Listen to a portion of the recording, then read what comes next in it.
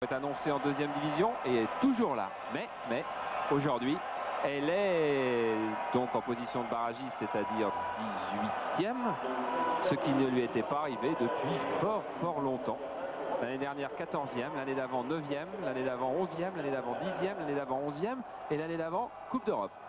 Avec, souvenez-vous, personne n'a oublié, élimination du Dynamo Kiev par le Stade Lavallois.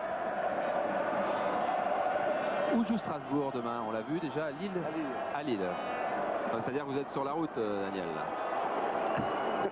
Vous êtes en train de remonter vers Lille. Ça vous fait quelque chose de revoir le PSG? Bah toujours, oui. Oui. Ça c'est une plaie qui se refermera pas. Non, la plaie est refermée. Mais la cicatrice restera. Balle récupérée par Seine avec de l'espace pour Charbonnier.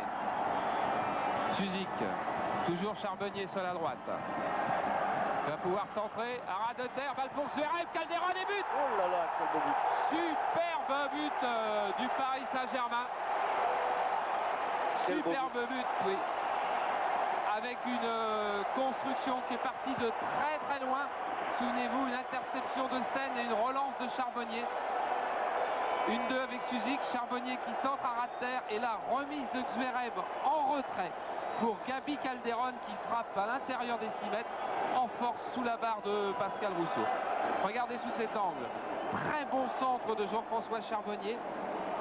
Aubin mais derrière Zverev, petite erreur. Alors Zverev remet pour Calderon.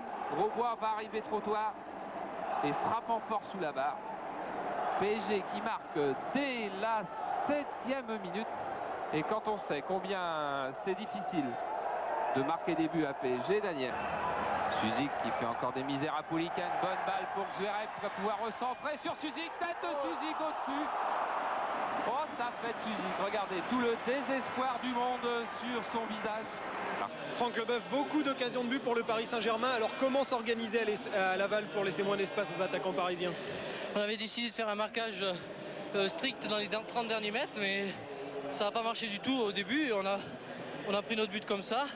Je crois que les attaquants bougent beaucoup et nous créent pas mal de problèmes au niveau du marquage parce qu'on ne sait pas très bien faire l'individuel et la zone, donc on se mélange beaucoup.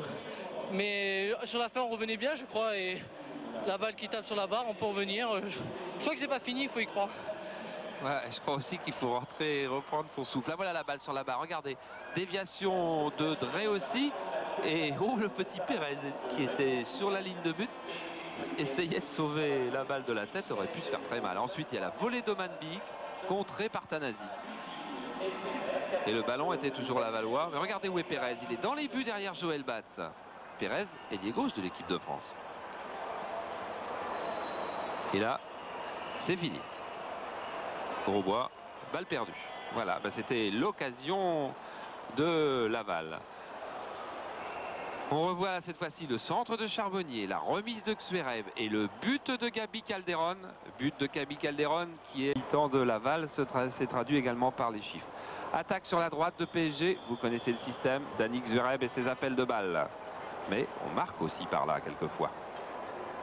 Laval, 4 attaques, ça déborde quasiment pas. Des tirs du côté de PSG, il y en a eu 3 dehors, 2 cadrés. 5 tirs, 1 but, c'est la bonne proportion. Du côté de Laval, on n'arrive pas à se mettre en position de tir, c'est évident. Maîtrise du ballon et vous voyez que Laval, dans les 20 dernières minutes, s'est assuré une assez nette maîtrise du ballon, mais ça ne suffit pas pour s'imposer. 7 fautes seulement de PSG qui a vraiment beaucoup. Et au match aller, les deux hommes se connaissent bien car Tanasi avait marqué contre son camp sur un centre, sur une très belle action de Sekana. Janol qui va donner un bon ballon à Zverev. Zverev à 1 contre 2.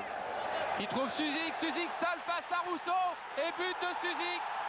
Dans ces situations-là, le Yougoslave est invincible quasiment dans les tête-à-tête. Ça, Zverev, Suzik. Voilà. Petite étreinte, regardez ça fait de Suzik. Contrôle, il s'en va sur son pied gauche. Et là, tir croisé juste au moment où Rousseau arrive sur lui. au pied du poteau. Regardez, là on a déjà eu la remise de Zverev. Un contrôle pour échapper au défenseur et une frappe croisée pour échapper à Rousseau. Complètement dehors. Le militaire en est triste et du coup il va faire rentrer un attaquant.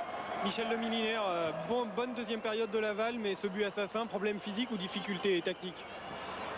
Oh, je crois que c'est des difficultés. On a été obligé de prendre des risques en montant, si bien qu'ils ont trouvé la faille derrière, avec un exploit de Suzic, bien sûr. Non, je crois qu'on essayait de revenir. Malheureusement, pour les passer, c'est pas si simple. Et on n'a pas, notamment le coup franc où Bat s'est interposé avec assez de bonheur. Il aurait fallu que là, on revienne à la marque. Vous allez faire rentrer Pérez, quelle modification? On va voir, on va réfléchir encore un peu. Conseil d'administration du Racing risquait 1 centime. Simba qui va marquer. Simba, superbe Simba, amorti de la poitrine. Un joueur qui est totalement sous-évalué cette saison parce qu'il ne joue pas beaucoup. Simba qui vient de réussir un but magnifique. Amara Simba, regardez sur ce centre de Pérez. Il va intervenir amorti de la poitrine face à Mitton. Et à bout de course, une frappe en force au-dessus de Rousseau. On va le revoir sous cet angle. Car vraiment, but magnifique de Simba. Centre de Pérez, poitrine, ça c'est un travail d'attaquant. Frappe, ça c'est un travail d'attaquant aussi. Il n'a marqué qu'en Coupe de France cette saison. Vous regardez de là, vous êtes à la place de Rousseau. Regardez comme ça vient vite d'effort. Rien à faire. Alors c'est beaucoup. En tous les cas pour le PSG, c'est gagné ce soir. 3-0 face à Laval. Grosse déception pour Michel Milinaire, mais satisfaction pour Pérez. Christian Pérez, satisfait du résultat au-delà du score qui est quand même assez large? Oui, tout à fait. Pour nous, c'était l'essentiel de ramener 3 points de ce match. On savait bien avant le match que c'était difficile. Mais enfin, je crois qu'on a fait l'essentiel. En plus, on a marqué 3 buts, donc c'est formidable. C'était important cette rencontre après la désillusion de Marseille? Oui, tout à fait. Il fallait se remettre en question. Bon, quand vous prenez un but aussi difficile à digérer, dans la tête, c'est mauvais. Et je crois que là, tout est oublié. Et maintenant, on est parti pour gagner nos 2 derniers matchs, j'espère. Voilà, effectivement, il y a beaucoup d'enthousiasme, beaucoup de sérénité chez Christ. Et dans les vestiaires de Laval, Mitton qui est depuis 11 années à Laval, eh bien, est aussi déçu que Aubame, que Brisson, qui a connu bien des clubs de première division, ou que Rezo. On enchaîne avec la caméra isolée et le Boeuf pour son premier voyage. À un joueur comme Gabriel Calderon, on donne quand même quelques autorisations, tant il se dépense pour le club. Les stats. Paris SG en deuxième mi-temps, 13 attaques. Et regardez comme Suzic au centre est venu s'y mêler beaucoup plus souvent qu'en première mi-temps. Du côté de Laval, 9 attaques. On a beaucoup essayé, notamment à droite du côté de Roseau. Plus que du côté d'Omanbik. 10 tirs du PSG en tout. Et Suzic a beaucoup essayé. C'est pour ça qu'il vous expliquait qu'il aurait dû marquer plus d'un but. Du côté de Laval, 10 tirs aussi. Mais 3 cadrés et des occasions quand même pour Laval, mais qui n'ont pas mis en valeur Joël Batz. Possession du ballon en deuxième mi-temps, c'est